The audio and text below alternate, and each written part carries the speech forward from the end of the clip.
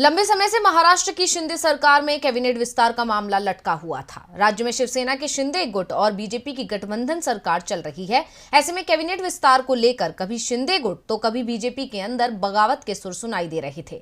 लेकिन अब शिंदे कैबिनेट विस्तार की तैयारी में है। बीजेपी की ओर से भी उन्हें हरी झंडी मिल गई है। महाराष्ट्र में कैबिनेट विस्तार को लेकर लंबा इंतजार अब खत्म हो सकता है। विधानसभा की शीतकालीन सत्र के बाद राज्य के सीएम एकनाथ शिंदे कैबिनेट विस्तार कर सकते हैं।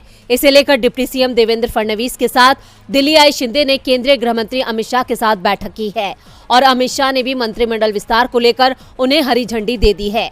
कैबिनेट विस्तार में शिंदे गुट की तुलना में बीजेपी के मंत्रियों का कोटा ज्यादा रखा जाएगा।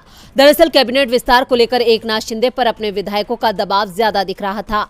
राज्य में महाविकास अघाड़ी गठबंधन कैबिनेट विस्तार को लेकर मुख्यमंत्री एकनाथ शिंदे पर निशाना साध रहा था कि उनके गुट के हर विधायक को मंत्री पद चाहिए, इसलिए शिंदे कैबिनेट विस्तार नहीं कर पा रहे हैं। जैसे ही शिंदे कैबिनेट का विस्तार करेंगे, उनके गुट में बगावत हो जाएगी। ये डर बीजेपी के अंदर भी दिख रहा है और इसके चलते कैबिनेट विस्तार टल रहा है। महाराष्ट्र सरकार में सीएम सहित 41 मंत्री हो सकते हैं, जबकि अभी सीएम और डिप्टी सीएम के साथ सरकार में 20 मंत्री हैं, यानी 21 पद अभी खाली हैं और कैबिनेट विस्तार में इन्हें भरा जाएगा।